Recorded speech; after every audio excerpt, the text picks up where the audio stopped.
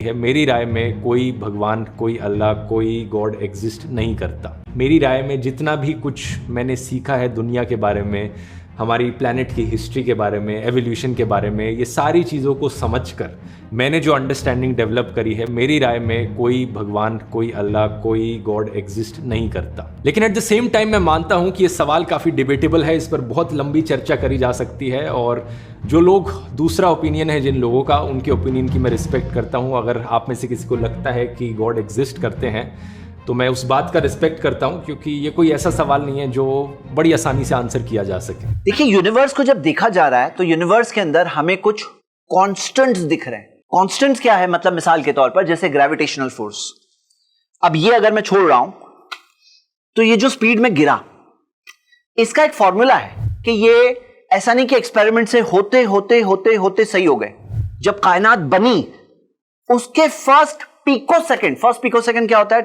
0.0000000 इतने सारे जीरो, फिर 1 सेकंड।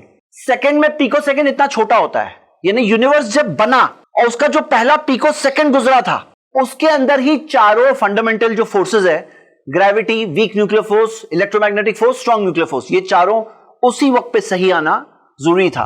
अगर ये चारों सही नहीं होती उस वक्त पर तो फिर यूनिवर्स बनता ही नहीं। साइंटिस्ट लोग गॉड में नहीं बिलीव करते, ये कहा जाता है।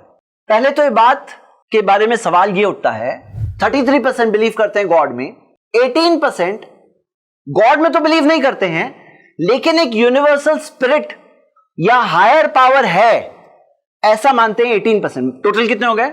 51 हो गए। फेमस एथियस्ट जिनका नाम था एंथनी फ्लू, जिन्होंने 50 साल तक एथियज्म की खिदमत की, जिनके articles among the most popular published articles में से थे, लेकिन 2004 में आकर उन्होंने डिक्लेयर कर दिया पब्लिकली और 2007 में एक किताब लिखी। किताब का नाम है There is no को कट करके a God, there is a God। अब आइए सुनते हैं वो लोग क्या कहते हैं। वो लोग कहते हैं कि इसका जवाब है मल्टीवर्स।